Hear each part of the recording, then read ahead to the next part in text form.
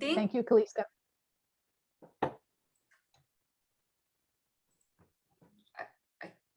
All right. Welcome to the Portland Utility Board meeting. Under Portland City Code and state law, the Portland Utility Board is holding this meeting electronically. Board members and relevant city staff are attending remotely, electronically, or by phone, and the city has made it available for the public to listen to the audio broadcast of this meeting. The meeting is being recorded. The public will have an opportunity to provide comments during the public comment portion of the agenda and can also provide written testimony to the board by emailing utilityboard@portlandoregon.gov. Pub believes and acts upon anti-racist principles in our meeting spaces and interactions with Pub. While every person has the right to share their personal perspective, we stand against wrongful conduct, particularly any conduct that is targeted toward people that are made vulnerable by systemic inequities. This means stepping up as a community when there is wrongful conduct and fostering a space of learning and growth. So putting their principles into action, speak up and speak out. Each person is empowered to maintain the culture of the Portland Utility Board, focus on the impacted individual or population, condemn the conduct and not the person. Hi, my name is Amy, and I will quickly run through the meeting guidelines. Please state your name before you speak, and if appropriate, the name of the person you're addressing or that you're addressing the group. The chat box is only viewable by the hosts, the pub staff, Eliza and myself. Please limit any chats to technical and logistical issues, including signing up for public comment, asking for technical assistance, or reminding us that you've been waiting to speak if you've not been called on. The raise hand function is primarily used by the board. The co-hosts may lower your hand once you've begun speaking, just to maintain the flow of the conversation. During the public comment periods, the public can raise their hand and you'll be called on when appropriate. If you're connecting by phone, you can press *9 to raise your hand. Videos may be turned on for the board presenters and facilitators when speaking. If desired, it's not required. Others should leave their videos off.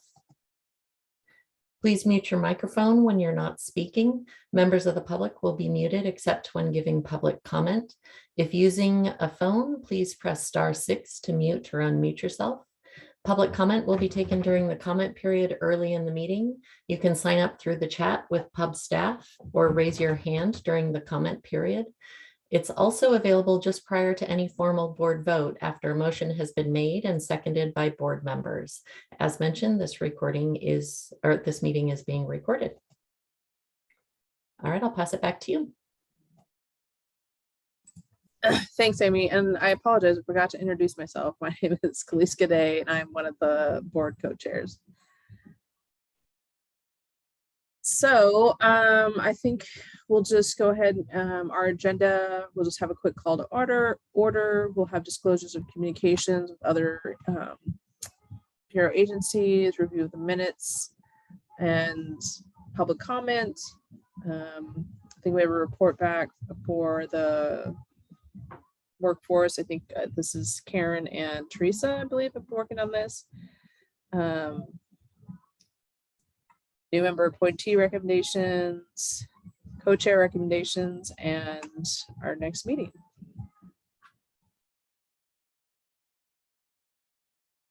Okay, so is there any disclosures of communication this week from anyone?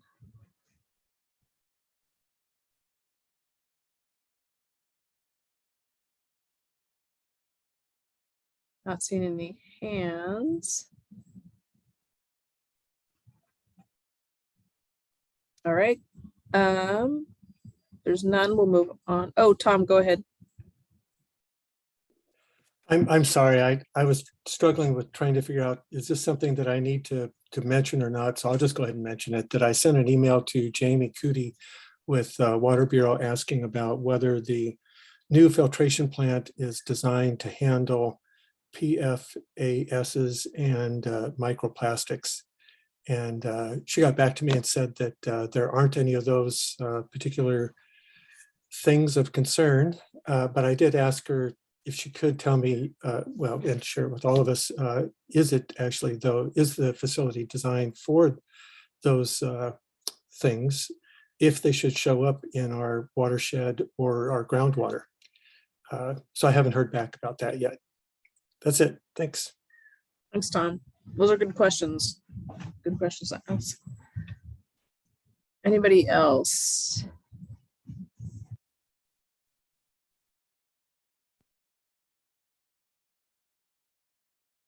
Okay, I believe all of the board meeting minutes were sent out earlier, and subcommittee minutes. I'll give us just a few minutes to, if there's anybody that had any corrections or comments on those.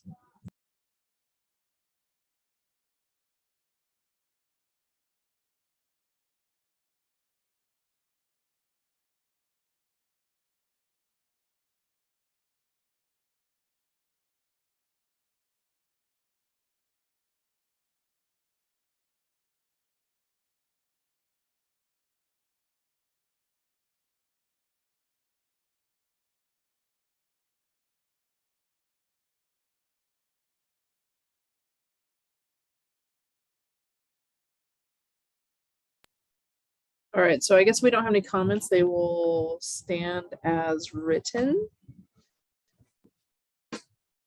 Public comment, did we? Liza and Amy, did we have anybody sign up? I don't think we did. This is Amy. I've not had anybody sign up through me. Me neither. I checked. Okay. If there's none in the chat, then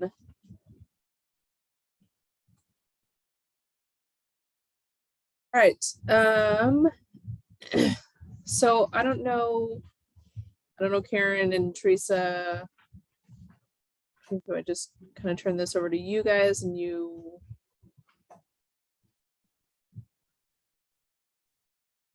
Or do we have an action item here, Eliza? Yeah, Before this is just the opening slide before turning it over to Teresa and Karen. And the main decision point, which could be made either at this meeting or next meeting, is in bold for everyone. And then there is Karen and Teresa are going to make a presentation, which then they're going to open up for discussion. So the request was to hold your questions and thoughts until after the presentation, and to remember that we do have time at next week's meeting for continued discussion.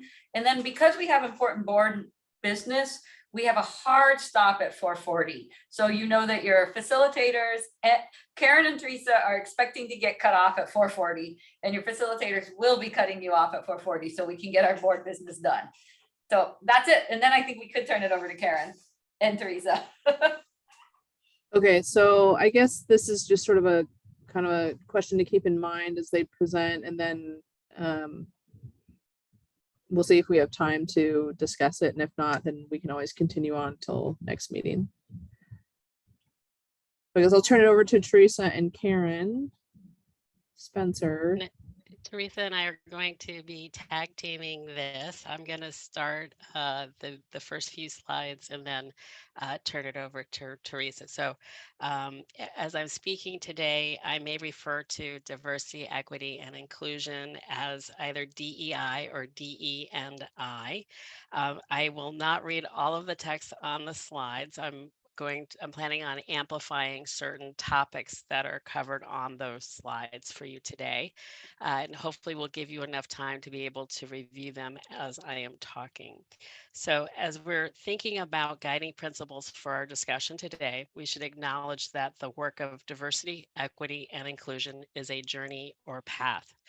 For those who have not yet stepped onto the path or are in the earliest stages of that journey, I'd like you to appreciate that the economic or business case for heading down that road has been made over and over and over again. The economic benefits are profound. Diverse and inclusive organizations are more productive, creative, and innovative. They also find it easier to hire and retain talent. Because DEI is an economic issue, it should be treated like any other issue that an organization might tackle without blame or its close cousin, shame. As PUB, we are responsible for participating in the evaluation of the performance of the bureaus, That means we must hold ourselves and the bureaus accountable for reaching the best possible performance. Thus, PUB has a responsibility to focus on workplace issues and the workforce environment of the bureaus. And whenever ready, next slide, please. Before the pandemic, most organizations had a norm of separating personal matters from work matters. That norm rested on the assumption that most personal problems were individual and private in nature. Today, we have families that have been confronted with an onslaught of external pressures for over 2 years, and somehow they've managed to keep going. On top of all of that, diverse members of our community are now at even higher risk for racial slurs and violent attacks while going about the ordinary activities of life. The context in which we have been living through and are still living through is emotionally taxing and detrimental to mental safety and well-being. That context is not conducive to long-term productivity, creativity, and innovation within the workforce. Thus, we should not ignore that context as we consider the forces for both of the bureaus.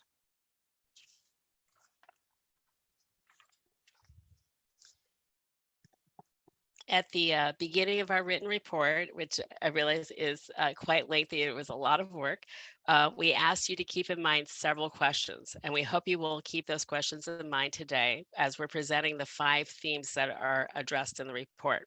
And as Eliza mentioned, due to the length of the presentation, we're going to ask you to hold your questions and thoughts until the end. Please be sure to jot them down because we do want to hear from you.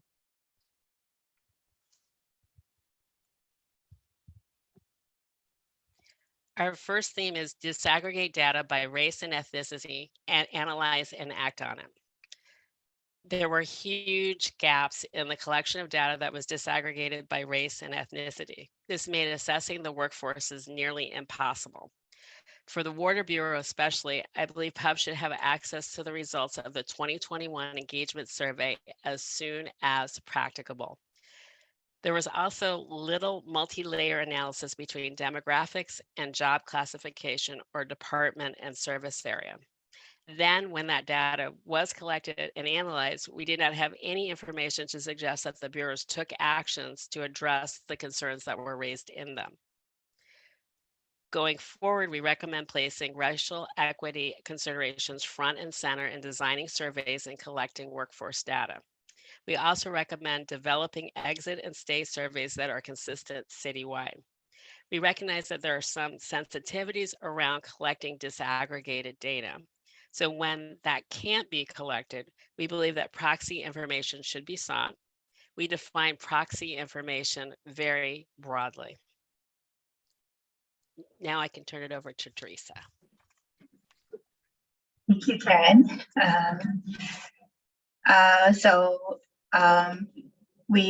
Sorry, I'm not as prepared as Karen, so I might not speak as fluently today.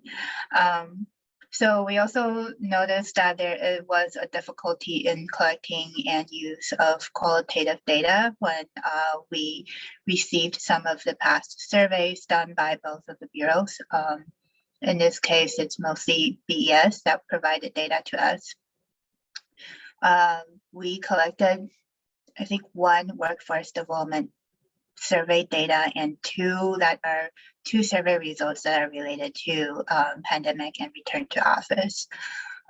We noticed that most of the data provided to us were really quantitative and not as qualitative. Some of the questions that did include qualitative questions were not provided to us. So we had some challenges with acquiring some of the more in-depth perspectives from employees. So we wanted to make sure that, in future workforce surveys, we wanted to recommend that both bureaus incorporate more open-ended qualitative questions and provide those and incorporate those as part of the analysis efforts. It is really most often like details that are behind multiple choices and checkboxes that provide the true perspectives of employees, and often those or where perspectives from underrepresented employees come from. We also recommend that you really incorporating community knowledges as part of the data, which is currently not used as part of any analysis and data. Given that we learned from many BIPOC employees and community representatives that a lot of perspectives coming from BIPOC employees are usually anecdotal, which is a lot of times disregarded as valid data. So however, we do recognize that a lot of these community and cultural and experiential knowledges are not less valid than qualitative or data collected through surveys. Yeah, so thank you. We also want to recommend applying equity lenses to temporary employee experiences.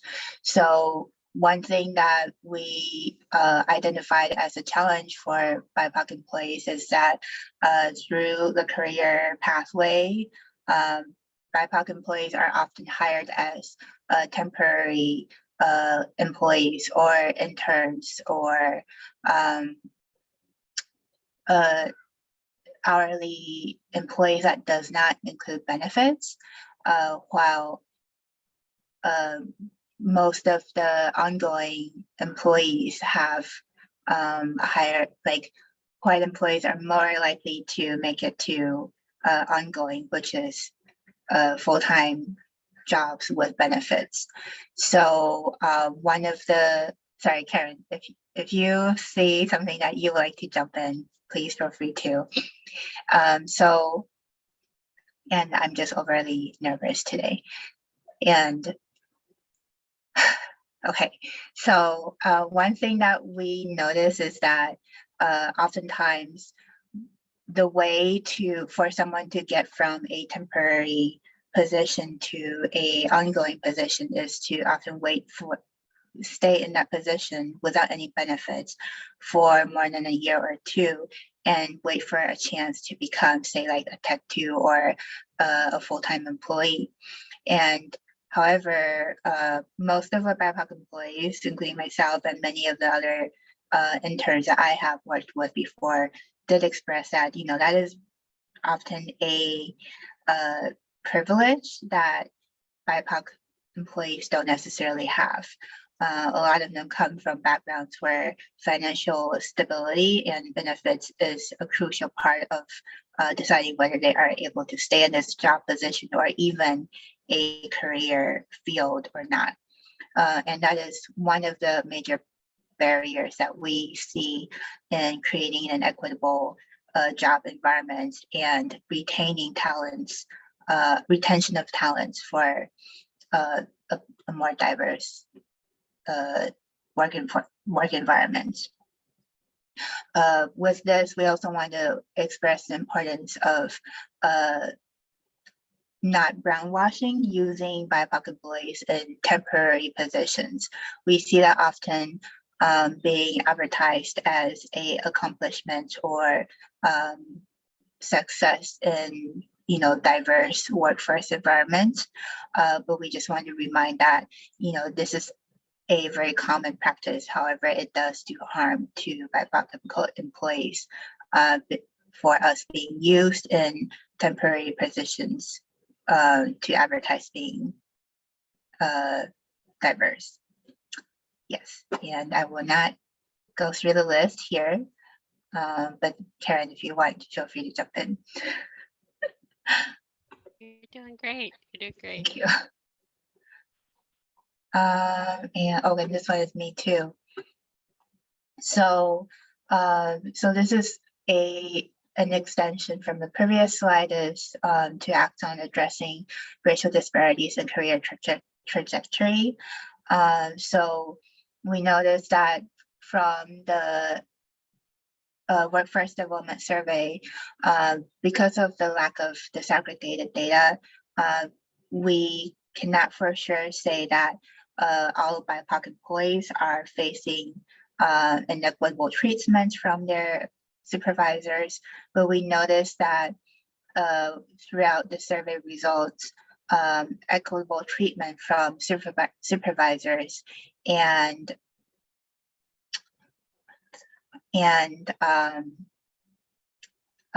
sorry, there was one other result that I just spaced out in my brain, was a major contribution for employees leaving their job at bureaus. So we noticed that this is something that needs to be implemented in leadership training and supervising trainings in order to retain employees. Sorry, yes.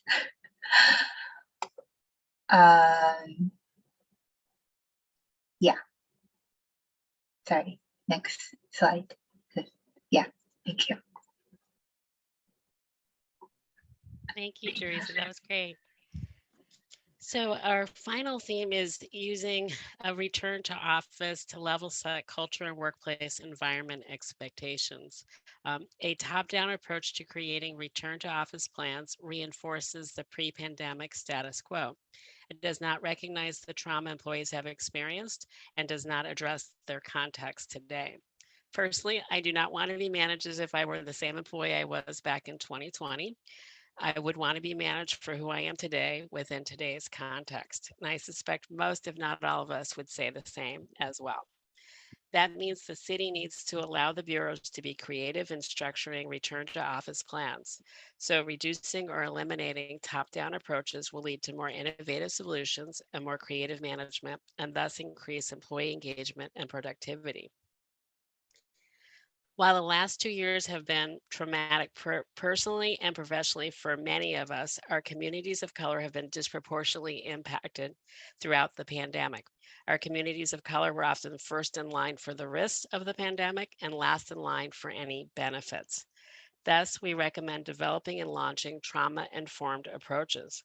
One of the principles of such an approach is to avoid re-traumatization. If we can reduce or eliminate microaggressions and other forms of bias or racism in the workplace, we will be creating a haven for BIPOC employees who might have to face racial slurs or other attacks while engaging in their everyday activities of life. And this, of course, as everybody knows, is something that is very near and dear to my heart, is ensuring that our workplaces are havens for all employees. Now I'm going to turn this over to our co-chairs so that we can begin the discussion.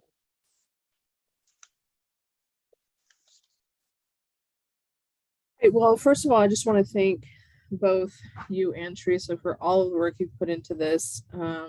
I know it was a big lift and you guys did a lot of really, really intense and productive research. So I just want to thank you for that first.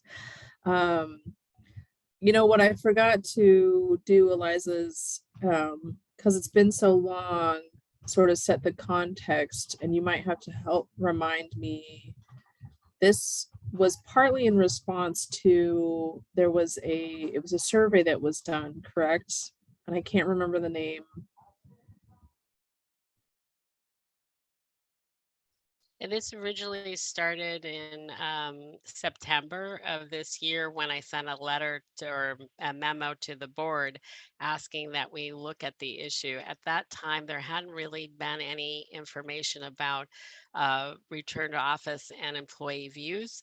What I had been seeing was that not any of my friends of color wanted to go back to the office. At best, I had one person who was somewhat neutral. That was the best. And I felt like that really said something about the office environment.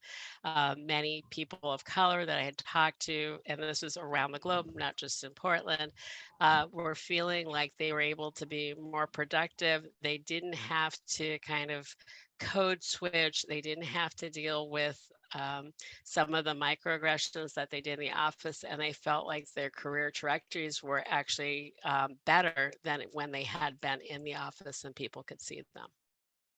Now we've got more data, and that's presented in the report itself from around the Northwest or the West Coast. Great, thanks. Yeah, I do want to just add in some details that we went around multiple counties and even up to Seattle and King County to ask if they have collected similar data, and most of the counties and surrounding cities did not do any sort of survey regarding return to office at the time when we were collecting data. So. Okay. Okay. So at this point, I think I'll just open it up to if there's any board members that have any questions or have any follow-up kind of discussion points, maybe for Teresa and Karen, while we have them sort of in focus here on this. Kale, go ahead.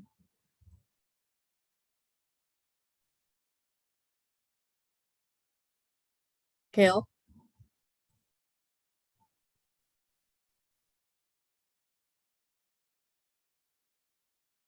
I don't know, Kale, can you hear me? Sorry, my computer froze.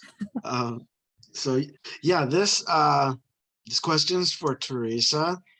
I thought it was interesting how you mentioned a lot of the temp jobs and with limited duration jobs were filled with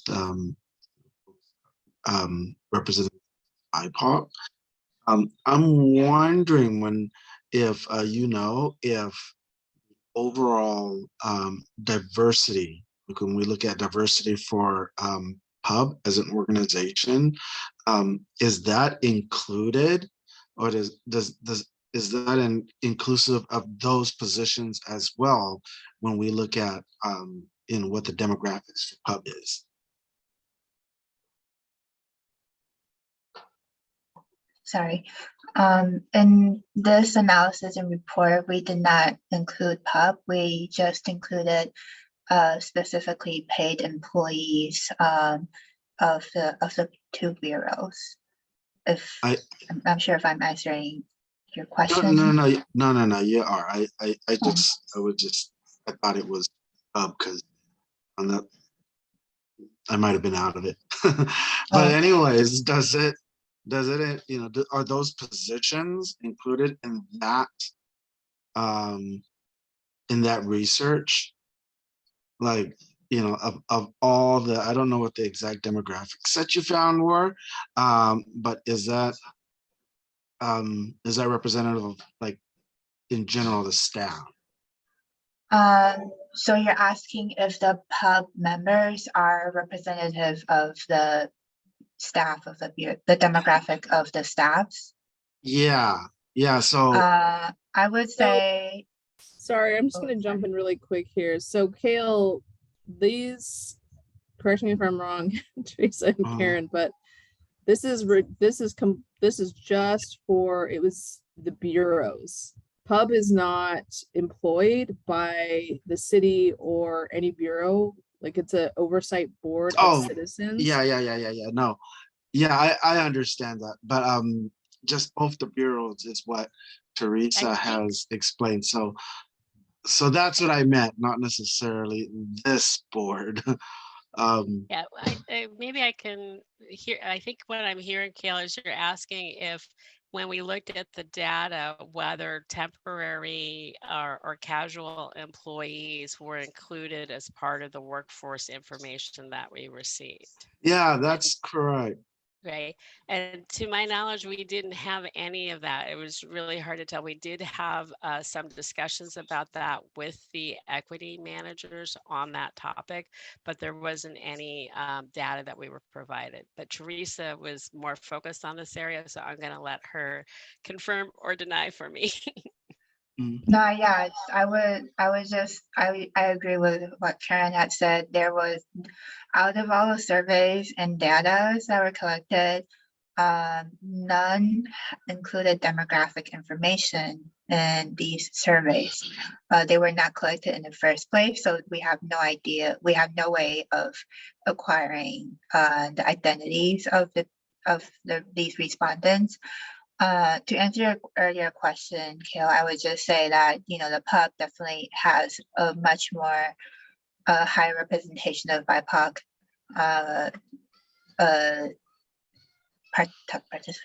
BIPOC members than of the two bureaus. And I would say that is also in some ways, even though the data is not necessarily collected in these surveys, but you can kind of see traces of that if you look into the results, which I'm not really sure if that was included in part of the email. Yeah, I was curious if, we took away all those temporary positions, what the demographics looks like when it comes to, both the bureaus. And if it, if it doesn't look so good, maybe we should reconsider, how we hire or how we score or how we recruit. Because that would be a shame if we show a diversity, but most of the diversity is influenced by temporary workers. From what we heard from one of the bureau employees and the equity managers, and my own personal observation while I was at BES, and I think my personal observation can only represent for BES and not Portland Water Bureau, is that most of the diversity comes from temp workers and frontline workers, and not necessarily supervising level or engineer level employees. So again, this is just another, sorry. Thanks, Teresa. Karen Williams. Thanks, Kaliska. And Teresa and Karen Spencer, I am so thankful. I want to start with that. The work that you have done, I so appreciate it. Is so valuable. And what I felt like reading this report was not just, just the report itself was just so well done and so robustly resourced, and like right down to, being clear that you had permission to use the photographs. Like every detail was just treated so thoroughly, but just that it seemed to me, what I felt was just the emotional and the intellectual and the analytical work that you all put into this just kind of took my breath away, frankly. And I just wanted to say thank you for that.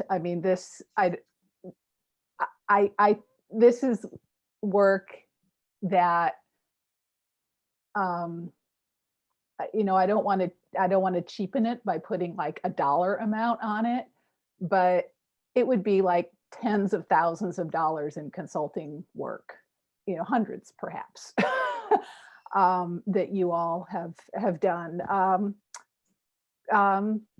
with, anyway, I just wanted to say that I recognize that, I appreciate that, and thank you. I do want to address, try and respond to a couple of the bullet points that you asked us to think about, amplifying particular suggestions and adding a suggestion. So I would like to amplify a couple things that really, really jumped out for me. So this is just me and through my lens, that I really appreciated your caution on collecting and using disaggregated data And I say that because I was thinking, well, that's the end point. That's one of the solutions, is making sure that we have disaggregated data. And you really made me think about, wait a minute, that isn't the end point. That's, possibly a beginning, but it's also something that is incomplete. We're not done and we haven't solved anything, just if we have disaggregated data. That how I was really struck by your cautions around that, concerns about confidentiality, concerns about doing more harm to people if that data is used insensitively or without their permission, or in ways that they the folks that contribute the data don't want it used that way, and don't want it interpreted that way. So I really appreciated your cautions around the sort of yes, and we need disaggregated data, and we need these other these other things that need to go along with that. And one in particular that I'd really like to amplify is incorporating the use of qualitative, whether we call it qualitative, whether we call it anecdotal, whether we call it people's stories, whether, but raising that kind of information up as well, just raising it up, I think, period, I think is really, really important. And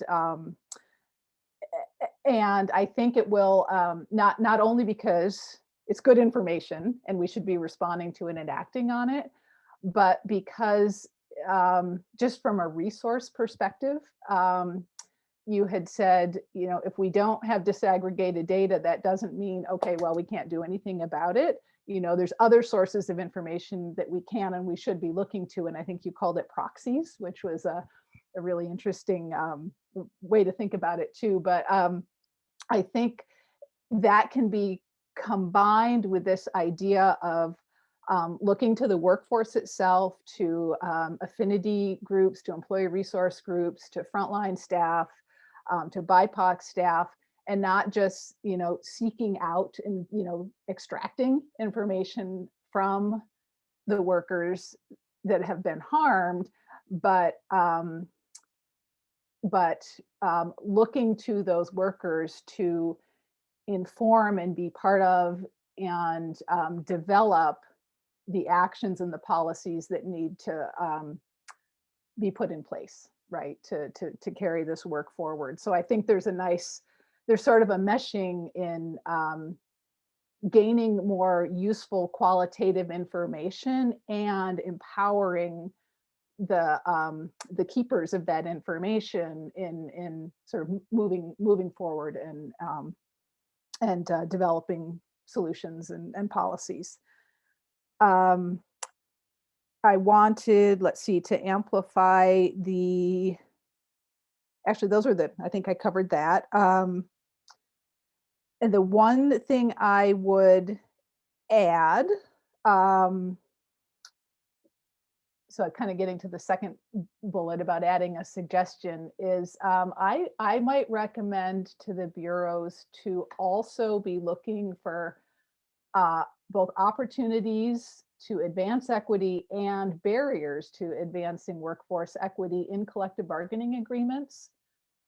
It seemed like, anyway, I think that's another source not only of information, but also actions and commitments that perhaps could get added to our list of the many other fine recommendations that I also support that you made. Thank you.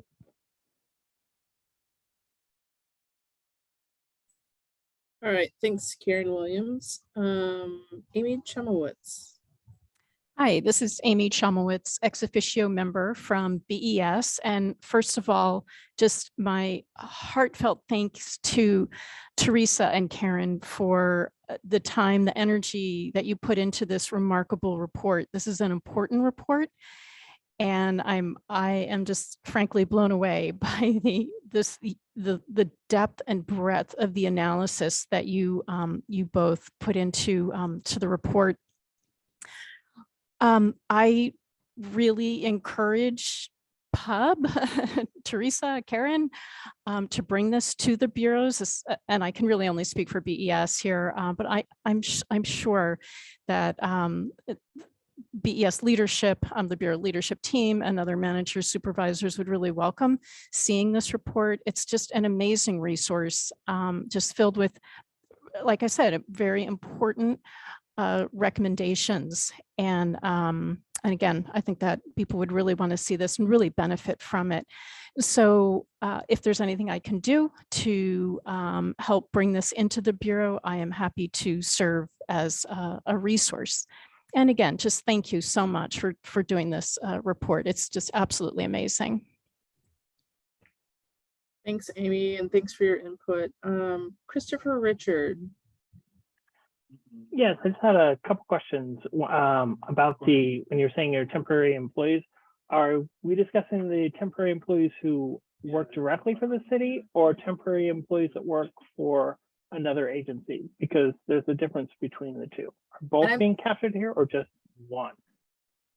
I'm sorry, Christopher, can I just ask you to introduce yourself really quick? Because Sorry. I don't know that everybody's familiar with who you are, so sorry. Christopher Richard, I work for BES. I'm an accountant, and I'm going to be part of the board next time around. So I've been reading all this all day, going through this stuff this afternoon, asking a bunch of questions. One of the things that I was wondering, just because I work there and I know the difference because I'm an accountant, so I can catch things.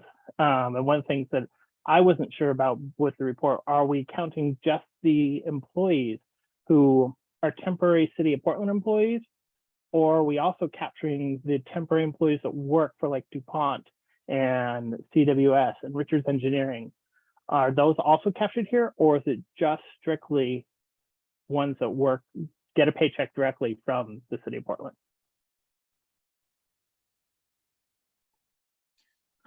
We were specifically talking about city employees. So those are directly hired by the city. I mean, the two bureaus. Yeah. Okay, thank you. Thank you. And then that would mean then that all the survey information would only be to people who truly have city email addresses, correct? For the surveys. Does that make sense?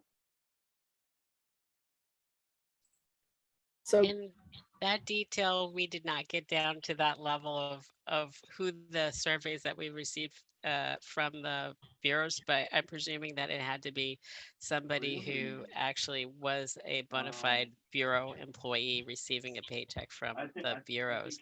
I would take one of your questions as a potential suggestion for review, because I know we've talked about this as part of PUB, and that is the diversity of the contractors that the bureaus hire. And I know that there are programs around it, but I don't remember where everything stands and how that works. So that might be a suggestion that could be added. And welcome aboard, Christopher.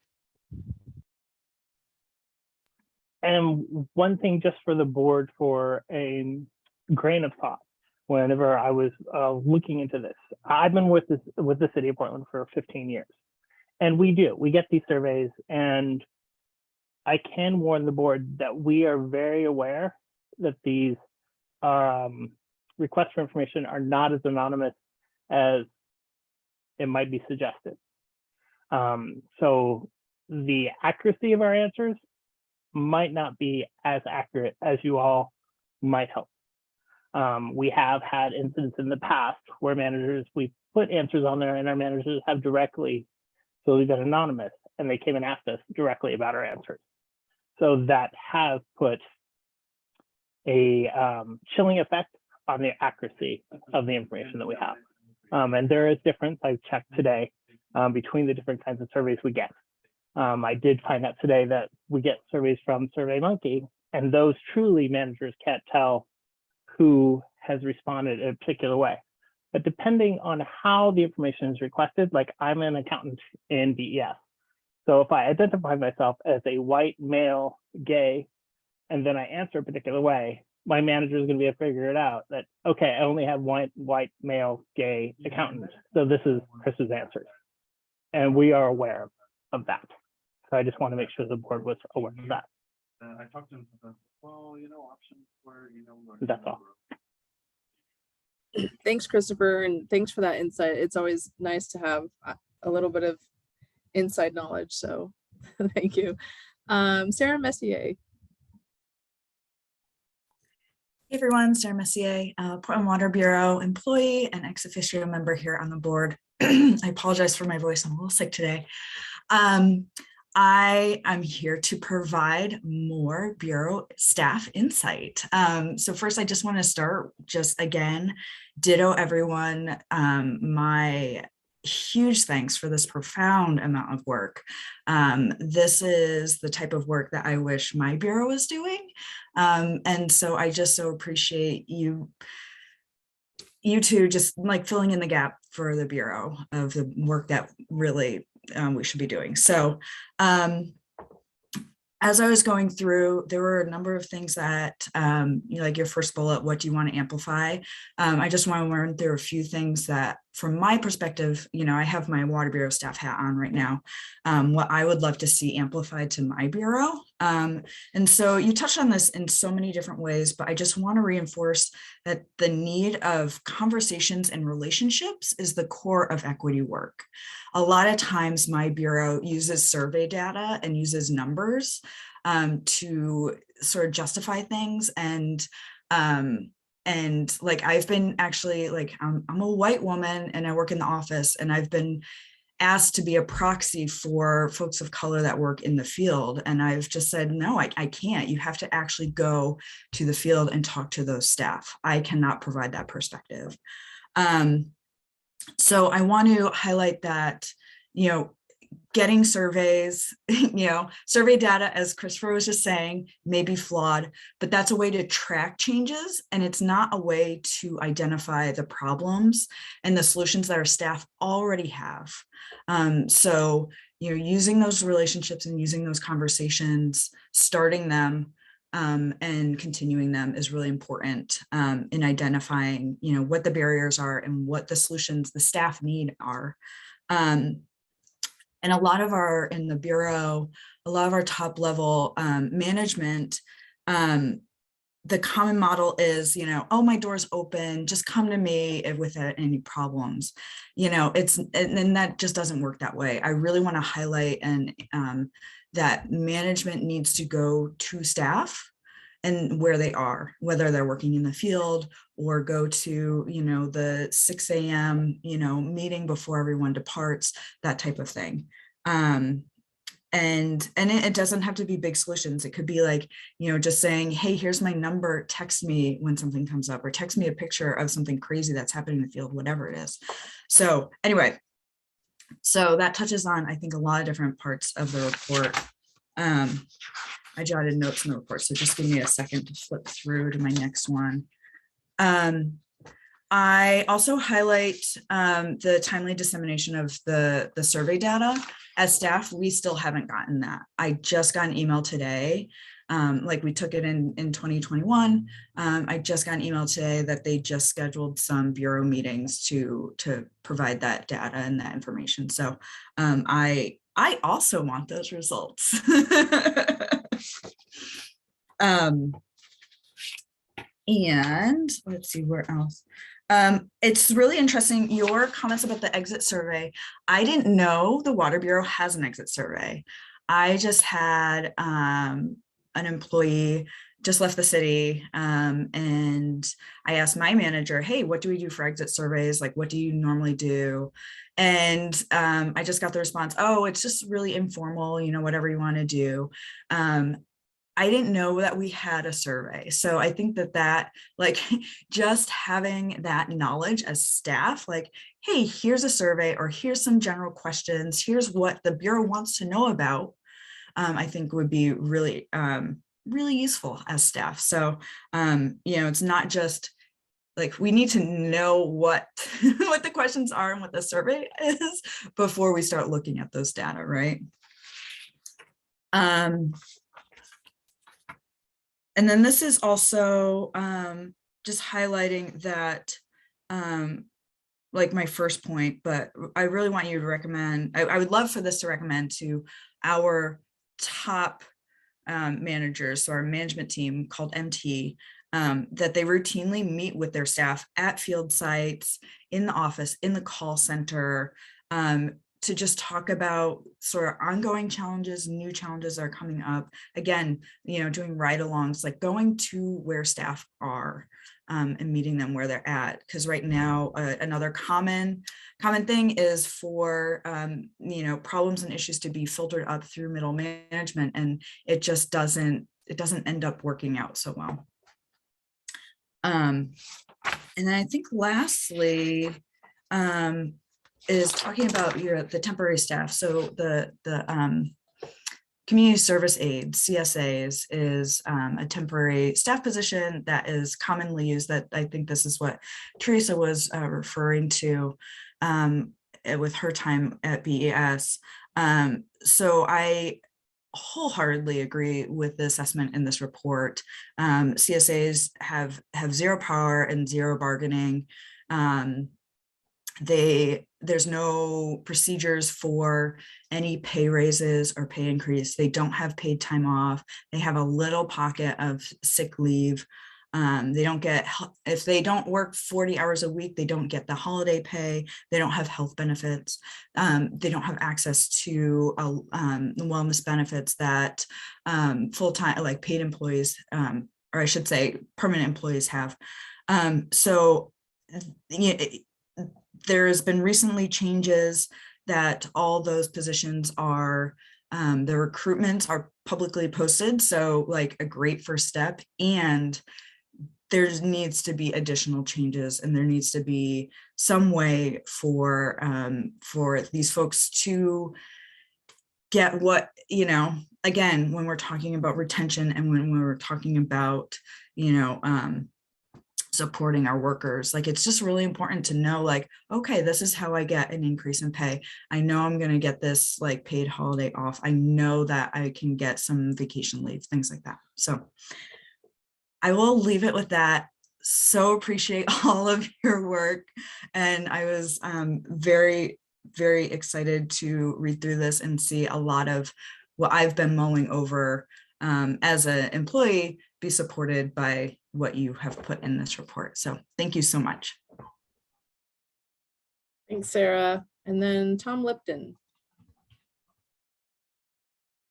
Yeah, Tom Lipton here. I just first want to say you guys did a great job, and I really want to commend you and applaud you for doing this work and the courage that you have to have done such work and to bring it forward. I mean, it's just really good. And the thing that strikes me, having worked at BES for 26 years, and I left in 2012, and I'm disappointed to hear that things are the way you found them. I thought they would have made much more progress by this time than they have along these areas that we're talking about. And so what strikes me, and what I would do, for instance, if I was commissioner, I would entreat both of you to come to work in my office and make this happen. I would say, make yourself a consulting team and come in here and for the next few years and get it done. And I say that because, one, because I think you're both capable to do it. And the other is that I think there needs to be somebody that's the champion of this. Now, Teresa, you're still going to be with the board for another year and a half. But I'm just wondering who at the city is going to be the person, or maybe two people, that can help make sure that this kind of work is done. And I say that because, for instance, the city has a green building policy. I don't know if you're familiar with that, but as a policy, they came up with many things that they do related to buildings and other things that all the bureaus do. And so the green building policy is such that it gives all this guidance of what bureaus are supposed to do to meet the city's requirement. but there isn't actually somebody that tracks it. So for instance, one time I called somebody and I said, hey, you know, that such and such bureau didn't do XYZ. And the person at the place that I was talking to that I thought would be somebody that would be in charge, that person said, well, yeah, we encourage other bureaus to do this, but we don't actually have any kind of authority to make anybody do it. It's all the bureau directors are on, and the commissioners, they're all on their honor to follow the policy. So this, to me, is even more challenging because you're dealing with things that have been around for so long, you know, systemic racism, these microaggressions, all this kind of stuff. And anyway, I don't know how, but if you could maybe incorporate something like that into your recommendation, I think that would be the little piece that would be important to encourage the bureaus or the commissioner's office. I guess as a board, we do give suggestions to the commissioner as well. Do we do that? I'm not sure, Amy, or I see Kaliska saying yes. So yeah, anyway, so thank you. Thanks, Tom. And then Teresa, you had your hand raised. Did you? Yeah, I originally raised my hand to respond to Sarah. I just wanted to add something that I left off during presentation because I got too nervous, is that one of the things that we also found is that oftentimes these 10 positions are the positions that interact with the communities and are like the front line. So I just wanted to add that really, like, you know, how we're treating these positions that are the direct interface with the community is really how we treat the community. And, you know, a lot of times the project and the groups and the communities we are working with are, you know, the BIPOC communities, because we want to be equitable in our practices. So really, like, you know, how you're treating those 10 positions, and they're not necessarily only limited to CSA 2s. Some of the ones that I've worked with are sort of almost a step beyond that, but not quite there. And they are the same, like there's just no way of supporting them with any of the benefits. So oftentimes you see them only being able to stay in that position for a year or two, and then they move on to somewhere else with benefits. And then basically the high turnover rate of the positions that face the communities sort of creates this detrimental harm to the Bureau's relationship with the community. So I would also just want to add that as part of the recommendation and advocating for better treatment for those 10 positions that really work with the community.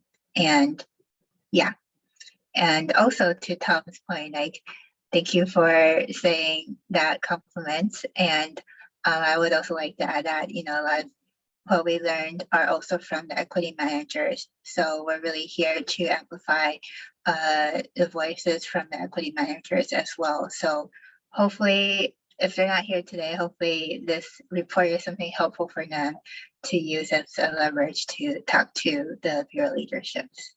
Yeah. Thank you, Teresa. So is there anybody else? Robin. Yeah, hi everyone. Give me just a second, see if I can get my video on. All right, so I mostly, I actually just wanted to amplify a few things. I did want to thank both of you for actually doing the work, as women of color are the ones most impacted in the workforce by these unequal standards. And so just the fact that you are the ones that had to bring forward the issue and really be the person bringing the issue to the platform, as well as writing this very in-depth research. We absolutely are thankful for that. And also we have to be reflective on why we let that type of work have to be rested on your shoulders rather than people who are more privileged as in differing ways to assist as well. So thank you for that. And I wanted to specifically highlight a thing, I think it was just suggestions, particularly amplify within the disaggregated data by race. I think that incorporating community knowledge is really important.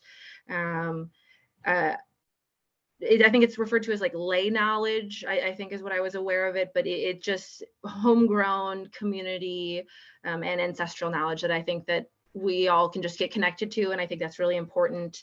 The consistent exit and staying surveys, I think not only the exit, but really touching base with the workers while they're in their roles to see like, is this person unhappy? Is there a way that we can navigate forward? But and not just having the exit, but I really think that it's important to have those staying surveys.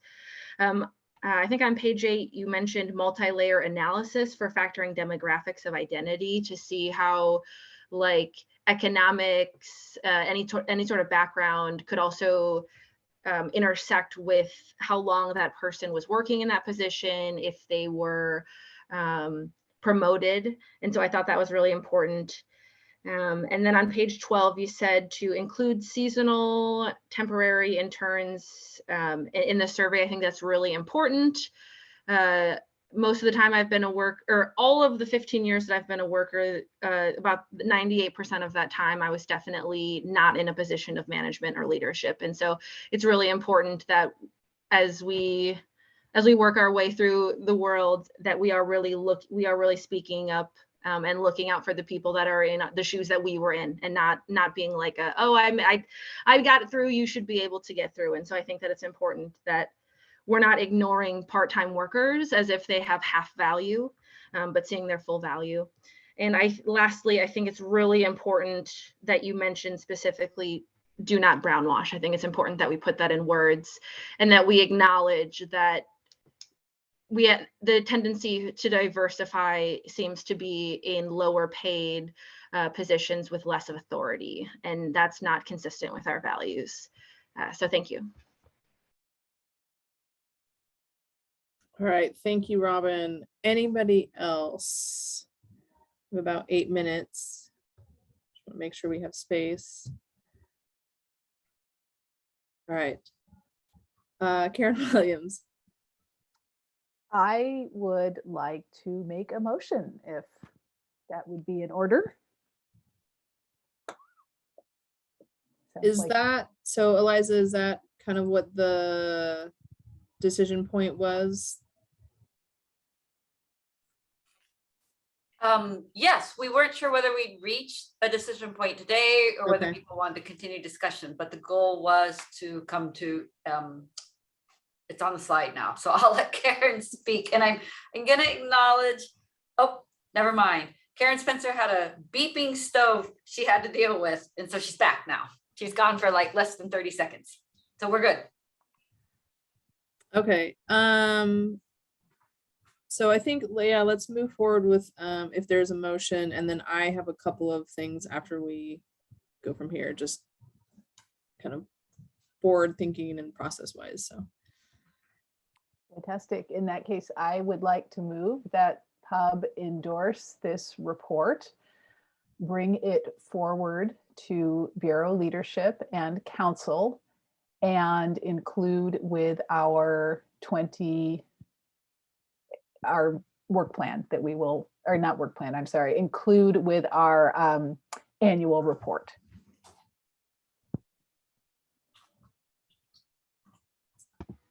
This is Robin. I second that. thank you, Robin. And now, do we do public comment now? Discussion, public comment, and a vote. We have a couple seconds. You have any? Don't see any. Did you have any guys public comments? Didn't get any requests. Okay. There's Kale. Yeah. Kale, go ahead. This is a question for the Bureau staff. What I thought I heard earlier was that the bureaus also are doing some research on their own, but have not completed their reports yet.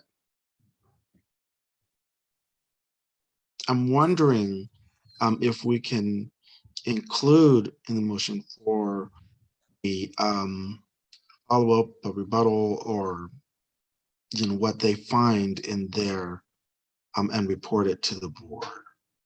So I don't know that, correct me if I'm wrong, guys, I don't know that necessarily needs to be in the motion because that would be information and from not the pub. So this Okay. is specific to our documentation and what we're bringing forward. And so I want to pause on what you just said because I want to comment too, but I just want to get through the motion. But correct me if I'm wrong, Eliza, I don't know that we would necessarily put that in the motion. I think procedurally, what you're absolutely right, Kalista, and I think Kale is getting at, so we're all learning as we go, but Teresa and Karen, Karen Spencer, you can chime in if you want, when you want, but we actually have shared the report with Bureau leadership after we shared with the board saying we're discussing it at the June 6th meeting. Is that what today is? Sorry, you all, I'm forgetting. and then actually invited the Bureau to a conversation with the board next Thursday if Bureau leadership is interested, and there is a few folks on. So we sent that in. So that could happen next week if people are interested and if Bureau leadership has time and interest. And that and like Kalista was saying, that'd be separate from the motion. So maybe it sounds like if we finish up the motion, Kalista has a comment, and then maybe the board can talk about next steps, and that could be one to see if Bureau leadership is interested to come next Thursday. And okay, that makes sense. This is Amy. I guess I would just add to that your meetings this month are back to back and the report is pretty meaty. The Bureau, there's also many future opportunities for the Bureau to engage with the board and provide future feedback and response and engagement with the equity managers engaging with you directly at future meetings. So that is something that you could coordinate as you figure out what next steps are as far as engaging with them at future meetings as well. Thanks, Amy. So with that, if we don't have any more discussion or public comment, then we'll put it to a vote. So I guess starting with Karen Williams. Karen Williams, co-chair, voting member, I vote yes. This is Kalista Day, co-chair, voting member, I vote yes. Karen Spencer, voting member, I vote yes. This is Robin Castro, voting member, I vote yes. This is Teresa Huang, voting member, I vote yes. This is Tom Lipton, voting member, I vote yes. This is Kale, Turn, voting member, I vote yes. All right, so the motion passes. Perfect, that's great. So I did want to, kind of my comments on that is, Kale, I think sort of next steps forward is Elizabeth and Elias, when is the council session when is the next one? It will be sometime in fall. So it's Okay. not scheduled yet. We'll be coordinating with Commissioner Mapp's office as far as timing. Okay, so that was going to be kind of my next thing is like, can we start a discussion with Commissioner Maps, start, I think, being sort of a united front on that since he is our commissioner over our agency, that'd be great. But Karen Spencer, did you have a question? I just wanted to follow on to what you were talking about. From my perspective, some next steps would be determining whether there are any new work streams or projects that the board wants to engage in based on the discussion today and further reflection, hearing from the bureaus if they would like to talk about the report, and then really advocating for getting the information, at least as far as the Water Bureau goes, for the 2021 engagement survey, and figuring out work streams from that as well. Thanks, Karen. And Kale, do you have one more? I just wanted to do a quick, the reason why I suggest, having a report out specific is I feel like historically we would have next steps and then it gets lost. And then another priority comes up and there's next steps and it gets lost. So I feel like we don't get enough follow-up and feedback from recommendations from things that we suggest. And so it's as if we're just moving on and moving on and moving on. So that is why I kind of want us to, get some more report outs as far as how the recommendation goes. Also recognizing that, everything we recommend doesn't happen at that moment. It takes time to implement. I just feel as though priorities come up every single time. And we spend less time on following up with the next. So, and maybe it's just. So I will kind of rebuttal to that, since I've been the co-chair for the last year, that all of these are still on a list, and Eliza, Karen, and I and Amy go over this list. However, I will say that there's certain points of interjection that are more impactful with bureaus. And if we continue to ask for information that doesn't have a response, then it just sort of becomes white noise. So we try to strategize on points of influence with the bureau and the bureau staff to make sure that we're connecting with them when it will make a difference. And I know that this, with the pandemic and the return to work, this was something that we knew we wanted to pick up after we finished the budget cycle, which is why we're back here. So it definitely wasn't put on a back burner. So I feel like I kind of have to just interject a little bit on that, because it isn't that we're losing track of this, and we were asked specifically by the board to have less in our meetings, which means that some of these items will be talked about less. So I think with that then, so maybe for the next meeting, we'll talk about further next steps, knowing that we want to bring this forward and what makes the most sense for the future and how that looks for the board. Teresa, go ahead. Oh, yeah, sorry. I just want to mention that we are sending it to Commissioner Mapp's offices. So it's not like completely not getting to the leadership. We just want to make sure that's on the table. Thank you, Teresa, for that. All right, so I think we have, is this a report back from the subcommittee, Eliza, on the interview team? Yep, and Robin is here from the interview team, and you all received the bios of the folks in your read ahead materials. Yeah, so I was lucky. Hey everyone, Robin. I was lucky to be one of the members of the hiring team, the subcommittee. Luckily, this is actually the second time I got to be part of it, and so that was itself a learning experience. Julia, as well as Alex, were board members there, and there was also a lot of assistance from Amy and Eliza, as well as bureau staff. I think Goldan from Commissioner Mapp's office, if I'm correct, and then Farshad, I think possibly with BES I apologize if that's not your actual bureau, but we had a lot of help, and over a couple of subcommittees and through about 12 different applications, we were able to interview actually about half of the people that ended up applying. And of course, this type of board always has a really wonderful collection of people that apply, and so it really just comes down to what works best within the board that we have and the board that we're growing, because we want to be mindful that we don't always want overlapping skills.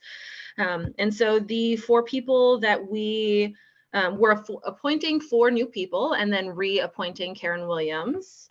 And so I can just give a line or two of each. Alexis was one of the people selected, and they have worked with the environmental nonprofit background, resource management, and they also have close work with like coastal and fishery communities. And so we thought that they had that really important watershed background that was necessary, and a firm commitment to equity. Bob Salinger comes with like 30 years of conservation experience. Honestly, their background was I was pretty blown away by restoration, urban conservation, and then just their taking leadership roles throughout Oregon and Multnomah County. Like they either are currently or previously a director of the East Multnomah County Soil and Water Conservation District. So that was interesting.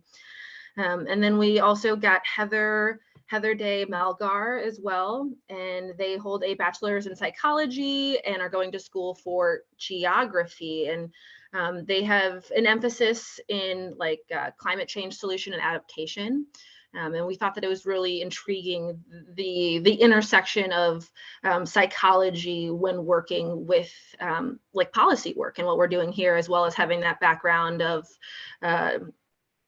geography, geology, watersheds, kind of that science background that we're always looking for. And then Lorraine Wilson is actually an immigrant woman from Trinidad and Tobago who moved to the US about 20 years ago, and has been really leaning into educational and coaching and authentic communication, and actually has a background in organizational leadership and planning that we saw as very valuable. And just her upbringing and her background is really rooted in racial justice.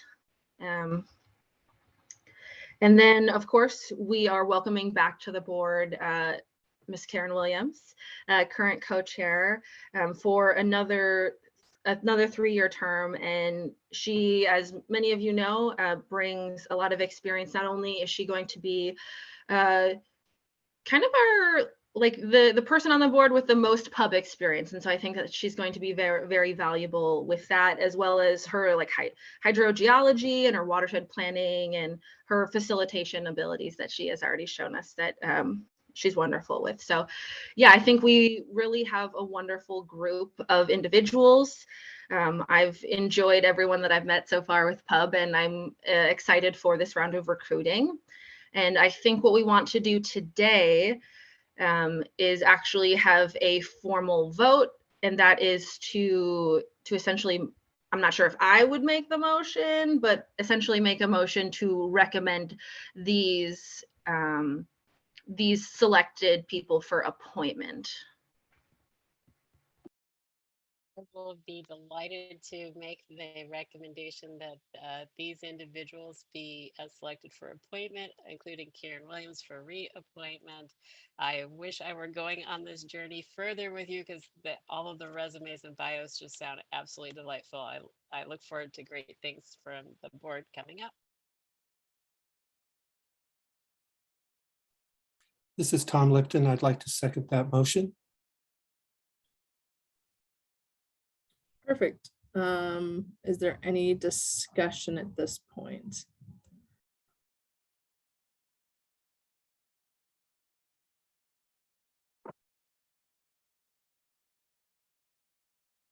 Not seeing any hands. Do we have any public comments?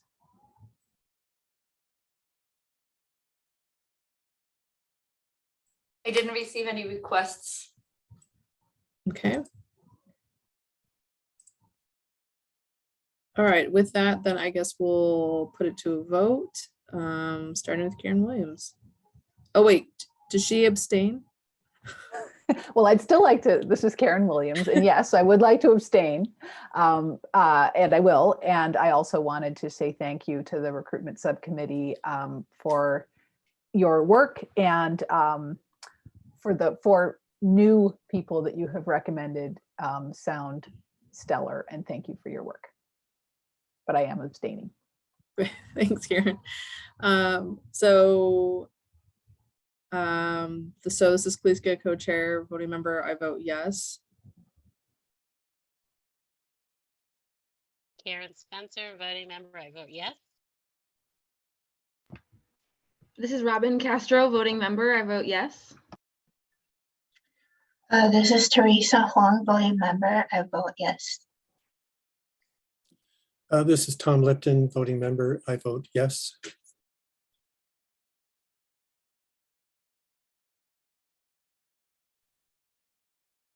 Kale, Sorry, computer issues. This is Kale, term voting member, I vote yes. all right. So motion passes.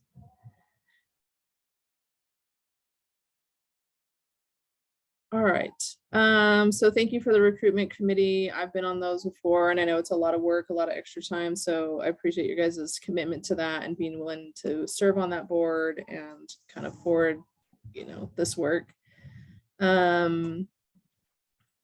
Okay, so co-chair recommendations. So I don't know, Eliza, have you had anybody that has come forward asking to be Not so, co-chair? yeah, not so far. So this is a proposal I think I had shared via email that Karen Williams was asked if she would be willing to consider an extension to provide stability to the board. And so that's what this is about. And I think it says in the writing right there when I certainly sent it and read ahead that Karen, I feel like I'm speaking for you. If you'd like to speak for yourself, let me stop and let you speak, and then we can turn to Robin. I think you're doing a great job speaking for me, Eliza, so please go right ahead. Okay, I will keep going. And so she was asked, she graciously said, sure, I would be happy to provide that stability. And I'm also willing to step aside at any point that the board wants me to. And we're looking at the 6 months extension because at the time that new people want to step in, it's easy for Karen to submit her resignation along with those no folks stepping in. And that way we're actually, because the appointment happens through the mayor and commissioner in charge. And so that way we're limiting the number of times that we're asking them to sign off on minor leadership changes in pub, if that makes sense. And so that's how the recommendation is, why it's framed that way. Okay. So Robin. Yeah, I wanted to say first, I guess I personally have interest in co-chairing, but now that I'm more involved, now that I'm like about a year and a half into pub, I feel that I'm more aware of my own position as a non-co-chair person. And so I feel like I can now more comfortably dive into like doing reports. And so I want to say that I have interest, but that I kind of don't know that I would want to be the first person to say it. And I also want to acknowledge we're missing a couple of people that might also be interested in it who are not here today. And so because I do support Karen continuing to be a co-chair for at least the next couple of months, if not the next 6 months, especially with her having the specific experience of being a co-chair, as well as her being our most senior pub member, just having been here now 3 years and 1 day. And so I would support that. But I'm kind of in between on my own interest with the co-chair, because I'm really seeing the work that I could be doing in writing these in-depth reports that are being presented. And I want to perhaps know if I could successfully balance a co-chair position while being that in-depth researcher for the board as well. Thank you, Robin. Thanks for that consideration. I do have some comments, but I'm going to move to Tom really quick before I kind of interject on that. Thank you. I apologize for this. I can't remember how long, Kaliska, you're going to remain as a co-chair. Do you discontinue in June? I will have been on the board for 3 years. So, and just. So then we're talking about Karen continuing to the end of this year. And then are we talking about having somebody start in July, I guess, that would go for a year then, so that we get this overlap we have a 6-month overlap of changing co-chairs. Is that the method that we use, Amy or Eliza or anybody that knows? This is Eliza, and your method is to have staggered terms, but the pandemic actually initially, just like you all came, you and Robin and Julie and Teresa came in sort of at an odd time because of the pandemic, same with co-chairs. And this is really, and I'm going to acknowledge Kale just left, so I want to make sure you have a chance to vote when you have quorum, because it, and 2 reasons. One, this is really meant as I said in read ahead, as a stopgap to ensure that you do have someone come July to help maintain that stability and have someone who plays a coordinating role. And I'm guessing that might have been what Kaliska was going to speak to, is the type of coordinating role that co-chairs play. And so this is actually not meant to stop anybody from stepping in. It's just to ensure that because it says anytime you all are ready, you're going to have over half new board members. So anytime you're ready and you're feeling some cohesion and new board members are standing on both feet and feeling like they're sort of getting it, you can return to this conversation. It's just really meant to ensure some stability, if that makes sense. So we need somebody starting July 1st. And Exactly. Karen as a current co-chair with the experience is volunteering to do it. So I like that idea. And of course I like the idea of anybody else volunteering to do it as well as a co-chair. So do we need a motion for this? And do we have a quorum still? Gonna just jump in. I'm gonna go ahead and so move to recommend Karen Williams as co-chair through December 31st as a stopgap measure until we can have more discussions about co-chairs in July or later. Thank you. Thanks, Karen. I guess I can second that. And then I guess we'll put it to a vote. Is there any discussion? And I know, Kaliska, you had something you did want to share. So if it's appropriate for discussion, please do share it, and then public comment. Yeah, so I guess my kind of quick 2 cents just for you, Robin, is we have discussed in the past that not necessarily the co-chairs have to host every single meeting, that if there's people who want to step in and help facilitate on certain discussion points, it does alleviate sort of that all of the burden on the co-chair, like as you've seen with Karen Spencer and Teresa, or like Julia and Sarah on the last one. So there is opportunities to kind of help delegate as a co-chair to other individuals, so you're not just the one that's solely, because it is a lot. So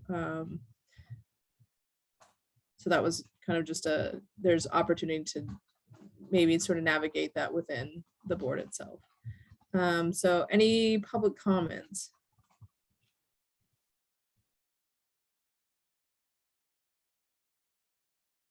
So seeing none, I guess we'll put it to a vote, starting with Karen Williams. Starting with Karen Williams, current co-chair and also abstaining. Thank you. This is Kaliska Day, co-chair, voting member. I vote yes. This is Karen Spencer. I vote yes, and I'm so delighted, Karen Williams, that you will be continuing on as co-chair for a while. This is Robin Castro, voting member. I vote yes. This is Teresa Huang, voting member. I vote yes. This is Tom Lipton. I vote yes. And I think that's everybody. So is that, we're still at quorum though, Eliza, right? The Okay. abstain counts, so you do pass. You Okay. very good. All right, so I think that's all we had. So next week, I think again, the co-chair discussion can continue if people feel kind of in their interim if they want to come forward. And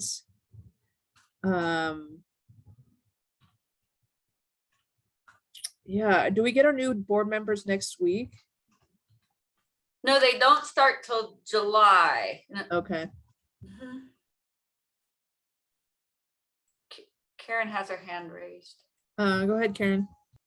Hello, I just wanted to ask if we could place on the agenda for next month a return to the labor statement and make a decision about that next month.